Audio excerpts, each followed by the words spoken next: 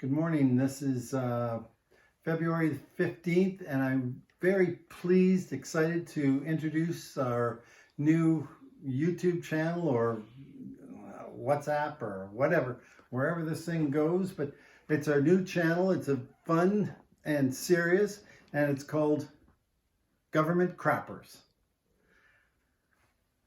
Welcome, Karen. Take it away. What the world needs now is love, sweet love. It's the only thing that there's just too little of. What the world needs now is love, sweet love. No, not just for some, but for everyone.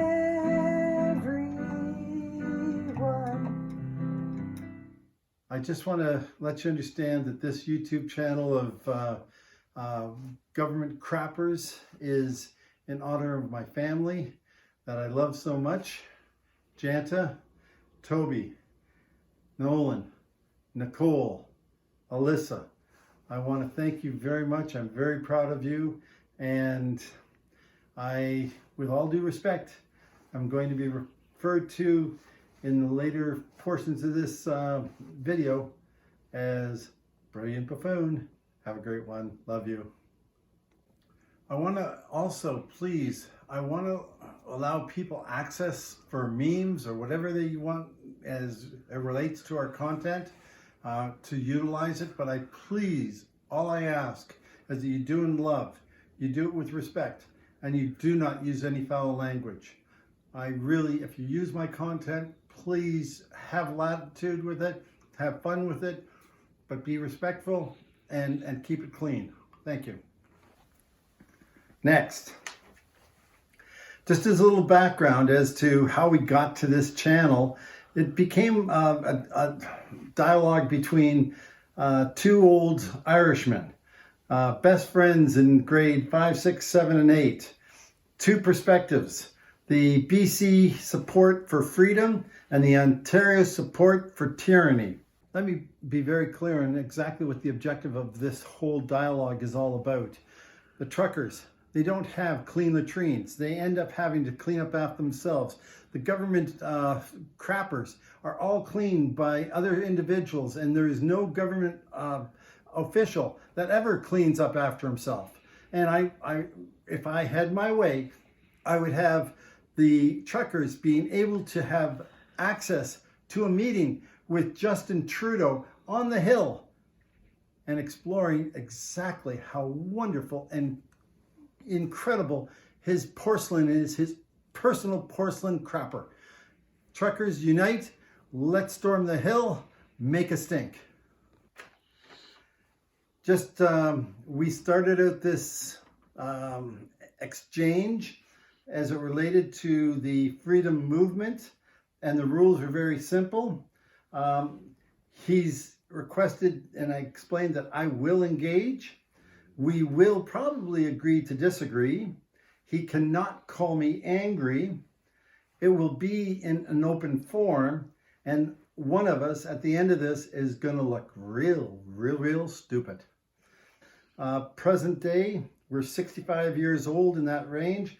Tim's a high-fluting, well-educated, incredibly competent, pretty stupid lawyer. And myself, well, I've been diagnosed with being mentally retarded as a child. I went through all the special classes. I graduated with a degree in special classes.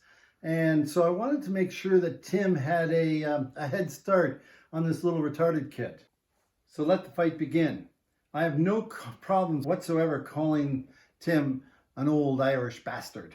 And me, I've got a degree in stupid. So very quickly, the conversation digressed into who had access to the most high-fluting crappers. He informed me that he had access to a crapper in a public city park. And come on, Tim, for crying out loud, when did you crown that porcelain in the city crapper? There's no way. High-fluting lawyers like you, for crying out loud, you end up getting into the highest, most sophisticated crappers in courthouses and higher places because you're such a highfalutin lawyer. And so I put it to the test that I would go out and gain access to my local crappers locally. And so here's the exchange and my journeys as it relates to my access to the public crappers in my MLA and provincial and federal offices. So I'm calling on all Canadians, please make sure that you never take a picture inside a federal or provincial or any public washroom. You'll go to jail for a long time. It's got real bad connotations, and that's not where we want to go. But what I do call upon Canadians doing is the same thing that I've done myself. I want you to gain access to the highest falutin government crappers, federal, provincial, whatever it is. And what I'm saying is get off the couch, do your job, make a stink, crap in a government facility. It's free. You can use their toilets, their paper. It's free. I'm a cheap guy. Anyways, let's make this a movement and let's go and check our Constitution. I don't ask anybody to do something that I haven't done. Here's the letter that I dropped off on day number 1 to 2 MP offices and 3 MLA offices in Kelowna, asking for government mandates and vaccine passports to be rescinded immediately. If you'd like to utilize this, please take a copy of it, screenshot, utilize it, and bring it into your local offices, and let's make a stink together, guys. I was given access to Dan Albus's office, and I apologize, I do not know a most wonderful elderly lady, and not only did I give her the notice, but I'd asked if in fact I could use her facilities, government crappers, without hesitance. She opened up the door, gave me access to Dan's crapper. I was so impressed by this individual. Then I went to Ben Stewart's office, an MLA's office. Cheryl was warm, friendly, and had no problems whatsoever making sure that I had access to her public crapper. It was the most wonderful experience, and I thank her very much for doing a phenomenal job giving access to an alternating opinion and being a decent human being. Just a little note, I received a call within a very hours of dropping off the letter to Ben Stewart's office. Personally, he listened to me, he heard me, and indicated that he would get back to me in a couple days. And I felt very appreciative to be heard by Ben Stewart. Ben, you're an awesome person. I went to Tracy Gray, MP's office. I got into the office, I gave them the letter. Gina and 2 other male employees were confrontational, had no access to their public toilet, and intimidated me and kicked me out of the office in essence, or I felt very ushered.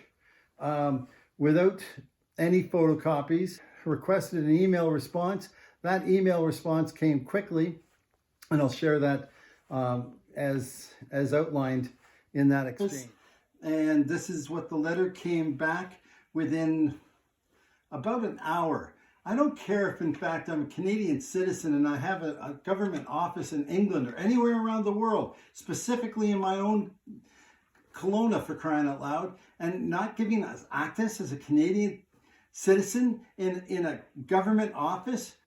Rennie Merrifield's office, MLA, Jody, was very respectful, received the letter, allowed me access to the government crapper, and was a phenomenal individual, and I take my hats off to Jody. In Norm Lednick's office, an MLA, Katja, was very respectful, very encouraging, and also gave me no problems whatsoever having access to Norm's porcelain government crapper.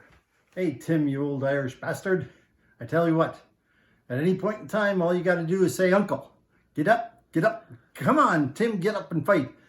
Situation is you can put your old arms around that Justin buddy and tell him he can say Uncle too. Have a good one, Timmy. Thank you very much. This is the end of our first video and much more to come. Just watch what happens next.